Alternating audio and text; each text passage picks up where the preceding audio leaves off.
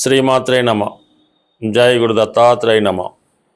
ఈ వీడియోలో మనం కర్కాటక రాశి వారికి జనవరి 25 నుంచి 31 మధ్యలో జరగబోయే వార ఫలాలు పరిశీలించినప్పుడు కర్కాటక రాశి వారికి ఒక 4 గ్రహాలు సప్తమ స్థానంలో సంచరించడం జరుగుతుంది.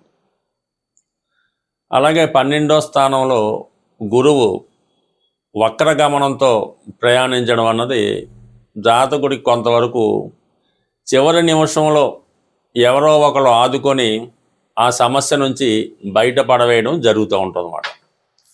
అంటే ఇప్పుడు ఎలా ఉంటుందంటే ఈ కర్కాటక రాశి వారికి ఏదో ఒక అగ్రిమెంటు లేదంటే ఏదో ఒక వస్తువు కొనాలనే ప్రయత్నం జరుగుతూ ఉంటుంది. అంటే ఎవరన్నా జాతకుడికి గతంలో జాతకుడు ఎవరికన్నా ధనం ఇవ్వాల్సి ఉంటే గట్టిగా ఒత్తిడి చేస్తూ ఉంటారు. అసలే కొద్దిగా సున్నితం మనసుకుడైన కర్కాటక రాశి వారు చాలా ఆందోళన పడుతూ ఉంటారు అన్నమాట. సమయానికి డబ్బు లేదు, వాళ్ళు అడుగుతున్నారు అని భయపడుతూ ఉంటారు. ఆ సమయంలో ఎవరో ఒకరు సడన్గా జాతకుడిని ఏదో విధంగా ఆ సమస్య నుంచి బయటపడే విధంగా ధన సహాయమో మాట సహాయమో చేయడం జరుగుతూ ఉంటుంది. అంటే సాధారణంగా ఈ కర్కాటక రాశి వారు ఒకరికి సహాయం చేయడం తప్ప వీరు అవసరాలకి సాధారణంగా ఎవరు కూడా సహాయం చేయనట్టు కనబడరు. సహాయం చేద్దామన్నా కూడా వాళ్ళ దగ్గర పెద్దగా అంత అనుకూలత లేకపోవడం వల్ల మాట సహాయం వరకు చేస్తుంటారు తప్ప ధన సహాయం లాంటిది 99% ఈ కర్కాటక రాశి వారు ఆశించకపోవడం మంచిది. ఈవెన్ పేరెంట్స్ దగ్గర నుంచి కూడా సరైన సమయంలో సరైనటువంటి సహకారం కానీ సపోర్ట్ కానీ లభించదు ఈ జాతకుడికి. ప్రతి విషయంలో కూడా ఆస్తి పంపకాల్లో కానీ మిగతా విషయాల్లో కానీ జాతకుడికి ఏదో విధంగా అన్యాయం కనబడుతూ ఉంటుంది అది గమనించినప్పుడు. సో అయితే ఇప్పుడు ఈ సమయంలో ఈ 4 గ్రహాలు సప్తమ స్థానంలో ఉన్నప్పుడు ఇది ప్రధానంగా సప్తమ స్థానంలో ఉన్న గ్రహాలు ప్రధానంగా వివాహ జీవితం మీద, వ్యాపారం మీద, అలాగే ఉద్యోగం అయితే వ్యాపారం సంబంధించింది కానీ ఉద్యోగ విషయాల మీద కూడా ఎక్కువ ప్రభావం చూపడం జరుగుతూ ఉంటుంది. ఇందులో ప్రధానంగా ధనాధిపతి రవి అలాగే కుజుడు ఇద్దరు కూడా సప్తమ స్థాన సంచారం వల్ల జాతకుడి యొక్క భార్య అంటే జాతకుని యొక్క జీవిత భాగస్వామి విపరీతమైనటువంటి ఈగోతో, చాలా డామినేటెడ్ నేచర్తో జాతకుడిని అసలు లెక్క చేయకుండా స్వతంత్రంగానే ప్రయత్నం చేయడం జరుగుతూ ఉంటుంది. వాళ్ళు ఏ నచ్చిన విధంగానో వాళ్ళు ఇష్టం వచ్చినట్టుగానే నడుస్తూ ఉంటారు. మనం ఏమి చెప్పినా కూడా వీడు వింటాడులే జాతకుడు అన్న ఉద్దేశంతో వాళ్ళ యొక్క ప్రవర్తన జనబడుతూ ఉంటుంది. స్వతంత్రంగానే ఇతని తరపున కూడా వాళ్ళే నిర్ణయాలు తీసుకొని అమలు చేయడం జరుగుతుంటుంది. అలాగే మీరు ఎవరితోన్నా కలిసి వ్యాపారం చేస్తున్నా కూడా వాళ్ళు కూడా ఈ విధంగానే ప్రవర్తించి మీ అనుమతి లేకుండానే కొన్ని నిర్ణయాలు తీసుకొని వాళ్ళు అమలు చేయడం జరుగుతూ ఉంటుంది అన్నమాట. సో ఈ విధంగా చాలా విషయాల్లో ఈ సమయంలో మీరు ఈ వ్యాపార భాగస్తులు అయితే వ్యాపార భాగస్తుల నుంచి విడిపోదామనే ప్రయత్నం చేస్తూ ఉంటారు. అలాగే వైవాహిక జీవితంలో కూడా తప్పనిసరి పరిస్థితిలో కలిసి ఉండాలి తప్ప లేని పక్షంలో విడిపోదామా అన్నటువంటి ఆవేశానికి కోపానికి గురవుతూ ఉంటారు. కానీ యాస్టేజ్గా కర్కాటక రాశి వారు మనసులో మాట బయట చెప్పలేరు కాబట్టి మనసులోనే వాళ్ళ యొక్క బాధని అనుభవించడం జరుగుతూ ఉంటుంది. శుక్రుడు మరి అలాగే చతుర్థ లాభాధిపతిగా సప్తమ స్థాన సంచారం వల్ల చాలా వరకు స్త్రీల వల్ల విభేదాలు కలుగుతుంటాయి. ఎవరో ఒకరు కొత్తగా జీవితంలో పరిచయం అవ్వడం, వారి ద్వారా కొన్ని నిందలు అపవాదులు రావడం జరుగుతుంటుంది. అంటే పెద్దగా ఏమి ఉండదు, ఊరికైనా ఏదో ఏ సెల్ ఫోన్లో చూసినట్టు కనబడుతుంటుంది తప్ప పెద్ద ఏమి ఉపయోగం ఉండదు. బట్ కానీ అది చిన్నదే పెద్ద విషయమై జాతకుడి యొక్క ప్రశాంత జీవితానికి ఇబ్బంది కలగడం కూడా జరుగుతూ ఉంటుంది. అంటే ఎప్పుడు కూడా కర్కాటక రాశి వారికి ఇతరులు అంటే మీ భార్య అవ్వచ్చు, లేదంటే ఇతరులు అవ్వచ్చు, మీ పార్ట్నర్స్ అవ్వచ్చు, మీరు ఏ చిన్న తప్పు దొరుకుతారని ప్రయత్నం చేస్తుంటారో ఆ చిన్న తప్పుని పెద్దదిగా చేసి మిమ్మల్ని సైలెంట్ చేసే విధంగా అంటే మిమ్మల్ని ఇబ్బంది పెట్టే విధంగా వాళ్ళు ప్రయత్నం చేస్తూ మిమ్మల్ని పోటీ నుంచి తప్పుకునే ప్రయత్నాలు కూడా జరుగుతుంటాయి. బట్ ఈ సమయంలో ఈ గ్రహాలు సాధారణంగా మిమ్మల్ని చాలా వరకు అసహనానికి ఇబ్బందికి గురి చేస్తుంటాయి. చాలా విషయాల్లో మౌనంగా ఉండవలసి వస్తుంది తప్ప గట్టిగా మాట్లాడలేని పరిస్థితి కూడా ఏర్పడడం జరుగుతూ ఉంటుంది. ఇవన్నీ ఒక పక్కన ఉంటే రాశి యందు ఉన్నటువంటి అష్టమ స్థానంలో ఉన్నటువంటి రాహుగ్రహం ఏదో ఒక నింద ఏదో ఒక అపవాదు రావడం జరుగుతుంటుంది. మీరు కూడా ఏదో ఒక విషయంలో ప్రామిస్ చేయడం, ఇది ఖచ్చితంగా చేస్తాం, ఈ సమయంకి ఇస్తాం, ఈ సమయం పూర్తి చేస్తూ ఉంటారు. కానీ ఆ సమయానికి పూర్తి చేయలేకపోవడం వల్ల మాట పాల్వలసి ఉంటుంది, నింద రావాల్సి ఉంటుంది. కాబట్టి సాధ్యమైనంత వరకు మీకు ఏది సాధ్యమో దాని వరకే మీరు మాట ఇవ్వాలి తప్ప మీకు సాధ్యం కాని విషయాల్లో చేయి పెట్టడం కానీ తలదూర్చడం కానీ అంత అనుకూలమైతే కాదు. బట్ ఏదైనా కర్కాటక రాశి వారు ఈ ధనస్థానంలో ఉన్నటువంటి కేతువు, అష్టమ స్థానంలో ఉన్నటువంటి రాహు ఇవన్నీ కూడా జాతకుడిని కొంతవరకు అటు ఆర్థిక పరంగాను కుటుంబ పరంగాను కొన్ని ఇబ్బందులు అయితే గురి చేస్తూ ఉంటాయి.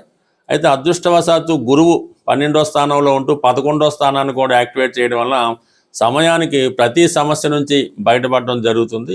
సాధారణంగా ఈ వారఫలాలు ఫాలో అవుతున్నవారు, పరిశీలిస్తున్న వారికి చాలామందికి ఒక సందేహం అన్నది రావడం జరుగుతుంది. మీరు చెప్పినవన్నీ నిజంగా జరుగుతాయా, లేదా కాలక్షేపాన్ని చెప్తున్నారా, మీకు నిజంగా పాండిత్యం ఉందా, ఇలాంటి అనేక సందేహాలు ఈ ప్రేక్షకులకి రావడం జరుగుతుంది. ఏదైనా గ్రహాల స్థితి ఆధారంగా ఈ ఫలితాలు చెప్పడం జరుగుతుంటుంది. అయితే అవకాశం ఉందా లేదా అన్నది వారు పుట్టినప్పుడు ఉన్నటువంటి జన్మ జాతకం బట్టి ఉండడం జరుగుతూ ఉంటుంది. వారు పుట్టినప్పుడు ఉన్నటువంటి గ్రహస్థితిలో కొన్ని లిఖించబడి ఉంటాయి. వివాహం ఏ విధంగా ఉంటుంది, పెళ్ళి ఏ విధంగా జరుగుతుంది, ఉద్యోగం, సంపాదన, అతని స్థితిగతులు ఇవన్నీ కూడా అతని జన్మజాతకం బట్టి ఆధారపడి ఉంటాయి. అవి మరి ఎప్పుడు జరుగుతాయి అన్నప్పుడు, అంటే ఒక జాతకం పుట్టినప్పుడు పెళ్ళి ఉంటుంది, అంటే పెళ్ళి ఎప్పుడు జరుగుద్ది అని తెలుసుకోవాలంటే జాతకుడు పుట్టినప్పుడు ఉన్నటువంటి దశలు, ఏ దశలు జరుగుతుంటాయి కదా, రవి దశ, చంద్రుడు, కుజుడు, రాహు నడుస్తుంటాయి. ఈ దశలు వచ్చినప్పుడు ఆ దశ ఒక గురుదశ వచ్చింది అనుకోండి, 16 సంవత్సరాలు నడుస్తుంటుంది. ఈ 16 సంవత్సరాలు ఎప్పుడు అవుతుంది అంటే దానికి మళ్ళీ అంతర్దశ ఉంటుంది. ఆ అంతర్దశ మళ్ళీ 2 సంవత్సరాలు 3 సంవత్సరాలు ఉంటుంది.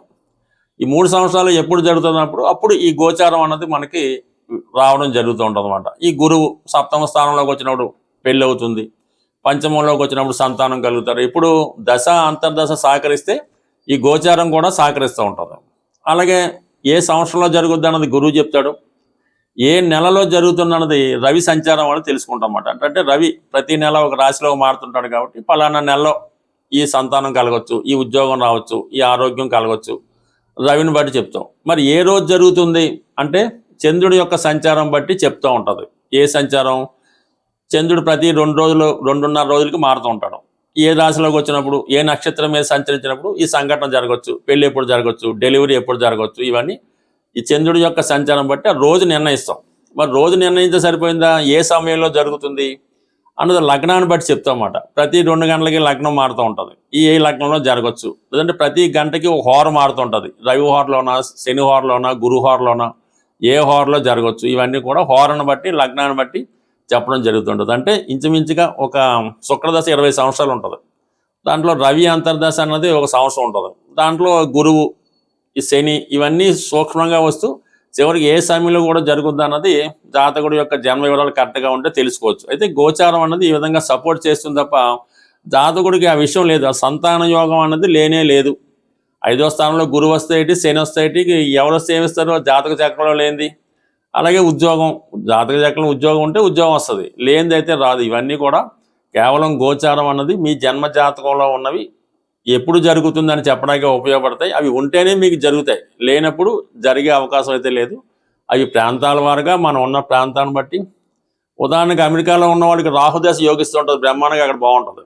మన ఇండియాలో భారతదేశంలో ఉన్న వాళ్ళకి, సాంప్రదాయంగా ఉన్న వాళ్ళకి గురుదశ బాగుంటుంది. ఈ విధంగా ప్రాంతాన్ని బట్టి కూడా మారడం జరుగుతుంటుంది. కాబట్టి బట్ ఏదైనా మనం ప్రతి దినచర్య ప్రకారం రోజు దైవ ప్రార్థన చేసుకోవడం, పర్టికులర్గా ఇది మాఘమాసం కాబట్టి ఈ మాఘమాసం అన్నది కృష్ణమూర్తి అంటే విష్ణు భగవానుడికి, కృష్ణుడికి ఇష్టమైనవి కాబట్టి ఈ మాఘమాసంలో వీలైతే ప్రతిరోజు నెలకొకసారి లేదంటే వారంకి ఒకసారి ఏదైనా వెంకటేశ్వర స్వామి టెంపుల్లో, సత్యనారాయణ టెంపుల్లో ఏ టెంపుల్ని దర్శించడం, వీలైతే విష్ణు సహస్రనామం, అంతగా కుదరకపోతే మరి వెంకటేశ్వర స్వామి గోవిందనామాలు ఏదో ఒకటి చేసుకోవడం, కనీసం శనివారం అన్న నియమంగా ఉండడం, ఏదో ఒక పుణ్యనది స్నానం చేయడం, ఏది మీకు వీలు అంటే ఏది అది సాంప్రదాయంగా పెద్దలు నిర్ణయించే ప్రకారం ఏదో ఒక పుణ్య కార్యక్రమం చేయడం వల్ల మన జాతకంలో ఉన్నటువంటి పాపకర్మలు నశించి కొత్తగా జీవితాన్ని ముందుకెళ్ళడం బాగుంటుంది. ఏదైనా ఒక పూర్వపుణ్యం కూడా మన జాతకంలోనే ఉంటుంది. గత జన్మలో వీడు ఏం చేసాడు అన్నది కూడా అందులో ఉంటుంది. అది మంచిగా ఉంటే ఈ జన్మలో అనుభవిస్తాం. అసలు పూర్వపుణ్యమే లేనప్పుడు ఈ జాతకం ఎలా బాగుంటుంది? ఇవన్నీ కూడా జన్మ జాతకం బట్టి ఆధారపడి ఉంటుంది తప్ప గోచారం అన్నది కేవలం ఆ టైం టేబుల్ లాగా జరుగుతుందా లేదా అన్న చెప్తూ ఉంటుంది. అది మీ జాతకంలో ఉంటేనే జరుగుతుంది కాబట్టి జాగ్రత్తగా గమనించండి. బట్ ఏదైనా ప్రతి నెగిటివ్ని మీరు పాజిటివ్గా మార్చుకోవచ్చు. అది కేవలం మీ వల్ల, మీ సంకల్పం వల్ల మాత్రమే జరుగుతుంది తప్ప ఎవరికో డబ్బులు ఇచ్చి జపాలు చేయించి పూజలు చేయించినా జరగదు, ఉంగరాలు పెట్టుకున్నా జరగదు.